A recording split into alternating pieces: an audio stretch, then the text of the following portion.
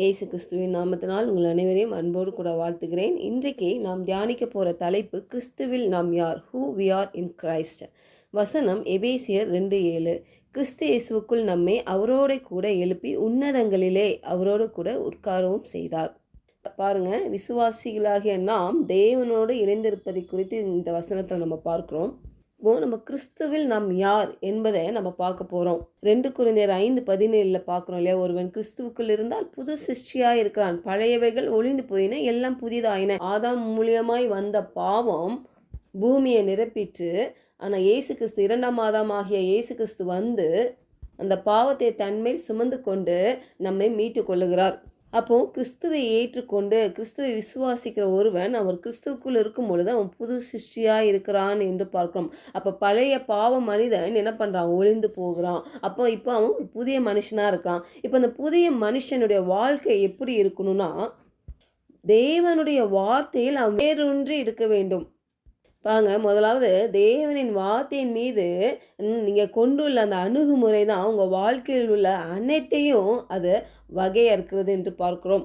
அப்படின்னா நீங்கள் அந்த வார்த்தையை எப்படி அதை ரிசீவ் பண்ணுறீங்க, அதன்படி எப்படி உங்கள் வாழ்க்கையில் அதை செயல்படுத்துறீங்க என்பதில் தான் உங்கள் வெற்றி உள்ள வாழ்க்கை அமைந்திருக்கிறது. நான் ஒரு வாட்டி கேட்டேன், ஆண்டவரே நான் உங்களை பார்க்கணும், நான் சொப்பனத்தில் உங்களை அப்படியே பார்க்கணும் ஆண்டவரே, எனக்கு தரிசனமாக எனக்கு காட்டுங்க. நான் கேட்குறப்போ சொப்பனத்தில் அற்புதமாக தேவன் என்னோடு பேசினார். வசனத்தை யோவான் 1:1 மூலியமாய். ஆதியிலே வார்த்தை இருந்தது, அந்த வார்த்தை தேவனிடம் இருந்தது, அந்த வார்த்தை தேவனாக இருந்தது. அப்போது நீ தேவனை என்ன பார்க்கணுன்னா நீ வார்த்தையை பாரு, நீ வார்த்தை பார்த்தீங்கன்னா என்ன பார்த்தேன்னு சொல்லி எனக்கு அவ்வளோ ஆச்சரியமாக ஆயிடுச்சு பாருங்கள்.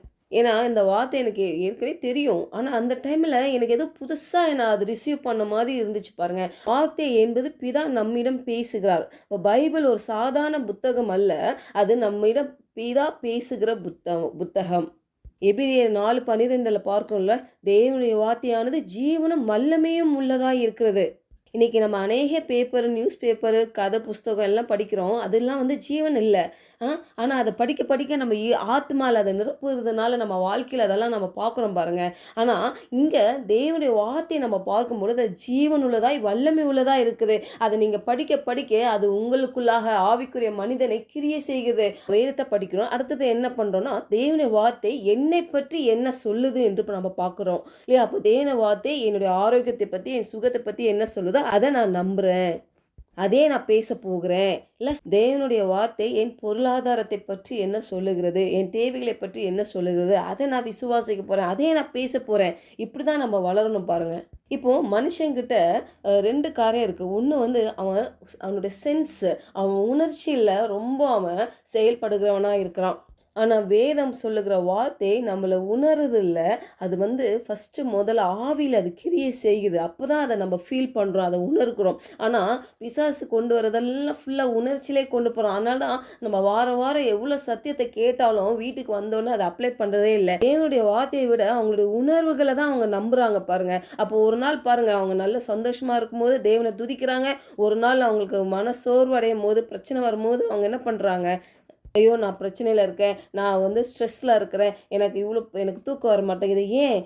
தேவனுடைய வார்த்தையை விட அவங்களுடைய உணர்ச்சியை ரொம்ப பெருசாக பார்க்குறாங்க. ரோமர் 10:8 பார்க்குறோம்ல, இந்த வார்த்தை உனக்கு சமீபமாய் உன் வாயிலும் உன் இருதயத்திலும் இருக்குது. அப்போது நம்ம தேவனுடைய வார்த்தை எப்படி இருக்கா, நம்ம வாயிலும் நம்ம இருதயத்தில் இருக்க வேண்டும். ஃபஸ்ட்டு நாம் கிறிஸ்துவுக்குள் நாம் யார் என்பதை புரிந்து கொள்ளணும்னா ஃபஸ்ட்டு இயேசு யார் என்பதை நம்ம புரிந்து கொள்ள வேணும் பாருங்கள். நம்ம அவரை புரிந்து கொள்ளாத வர நம்ம கிறிஸ்துவுக்குள் நாம் யார் என்று நம்மளால் புரிந்து கொள்ளவே முடியாது. அதே மாதிரி இயேசுவை நீங்கள் புரிந்து கொள்ளலைன்னா பிதாவாகிய தேவனை நம்ம புரிந்து கொள்ள முடியாது. அப்போ பிதாவை நம்ம புரிந்து கொள்ள வேண்டும் என்றால் இயேசு கிறிஸ்துவை நம்ம அறிந்து கொள்ள வேண்டும். அப்போ இயேசு கிறிஸ்துவை நம்ம அறியும் பொழுது பாருங்கள், நாம் கிறிஸ்துவுக்குள் யார் என்று நம்ம அறியப்படுவோம். கிறிஸ்தவம் என்றால் என்னன்னா, தேவனும் மனுஷனும் ஒன்றாய் இணைந்து வாழ்கிறது தான் கிறிஸ்தவம் பாருங்க. அவர் தலை, நம்மளாம் அவயங்களாய் செயல்பட வேணும். பவுலின் நிருபத்தின் வெளிச்சத்திலிருந்து நம்ம கிறிஸ்துவை பார்க்க வேணும் பாருங்க. பழைய ஏற்பாட்டில் பார்த்திங்கன்னா ஒரு நிழல் போல நம்ம அறிந்து கொள்வோம். ஆனால் கிறிஸ்து புதிய உடன்படிக்கைன்னு ஒரு பொருள் என்று பார்க்கும். அவர் தான் ஜீவ அப்பம். அவர் தான் நம்ம என்ன பண்ணுறோம், கம்யூனில் அவர் சரீரத்தை பூசிக்கிறோம், ரத்தத்தை நம்ம பானம் பண்ணுகிறோம். ஏன்னா அது ஜீவன் உள்ளது இருக்குது, அது ஜீவன் இருக்குது, உயிர்த்தெழுந்த வல்லமை அதில் நிறைந்திருக்குது. ஆனால் இன்றைக்கு பாருங்கள், கிறிஸ்தவம் என்றால் இந்த சிலுவை மரணத்தை பற்றி தான் பெருசாக நம்ம ஹைலைட் பண்ணி நம்ம பார்த்துட்டு வரோம் இல்லையா? இன்னும் சில பேர் கிறிஸ்து ஒரு குழந்தை போல பார்க்குறாங்க. அவருக்கு இன்னும் குழந்தையாகவே இல்லை அவர். இப்போ அவர் சிம்மாசனத்தில் அமர்ந்திருந்து இந்த பிரபஞ்சத்தை ஆளும் சர்வ வல்லமை உள்ள தேவனாய் இருக்கிறாரு. உண்மையான கிறிஸ்தவம் சிலுவையிலிருந்து தொடங்கி சிம்மாசனம் வரை செல்கிறது. அதுதான் உண்மையான கிறிஸ்தவம். கிறிஸ்துவத்தின் சின்னம் சிம்மாசனம். இன்றைக்கு இயேசு கிறிஸ்து நமக்காக எல்லாவற்றையும் நிறைவேற்றி இந்த பூமியில இன்னைக்கு பிதாவின் வலது பார்சத்தில் வீற்றிருக்கிறாரு. இன்றைக்கு அவரு சிம்மாசனத்தில் இருக்கிறார். அதுதான் நம்முடைய சின்னம் பாருங்க. நம்ம இன்னும் இந்த சிலுவையை வைத்து தான் இதுதான் நம்மளுடைய சின்னம் நம்ம அறிந்திருக்கோம். ஆனால் அந்த சிலுவைக்கு அப்புறம் ஒன்று நடந்திருக்கு பாருங்க, அதுதான் உண்மையான கிறிஸ்தவம் இல்லையா? எபேசியர் 2:7 பார்த்தோம் இல்லையா? கிறிஸ்து இயேசுக்குள் நம்மை அவரோடு கூட எழுப்பி இன்றைக்கு உங்களை என்னையும் உன்னதங்களிலே அவரோடு கூட உட்கார செய்திருக்கிறார். அப்படின்னா இணைத்திருக்கிறார். கிறிஸ்துவோட உங்களை என்னை இணைத்திருக்கிறார்.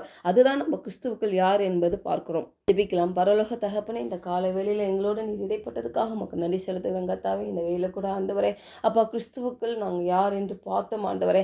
அப்பா, நாங்கள் கிறிஸ்துவுக்குள் பரிசுத்த ஆவியானவரோடு நாங்கள் இணைந்திருக்கிறது தான் என்று நாங்கள் பார்த்த ஆண்டவரே. உன்னதத்திலே உம்மோடு கூட எங்களை அமர செய்தீரே, உமக்கு ஸ்தோத்திரம் கர்த்தாவே. உம்மோடு நாங்கள் இணைக்கப்பட்டிருக்கிறோம் என்று நாங்கள் விசுவாசிக்கிறோம் ராஜா. தேவனுடைய ராஜ்யத்தின் திட்டத்தை நாங்கள் நிறைவேற்றும்படி ஆண்டவரே எங்களை விட்டு கொடுக்கிறோம். இயேசு நாமத்தினால் ஜெபிக்கிறோம் நல்ல பிதாவே, ஆமென்.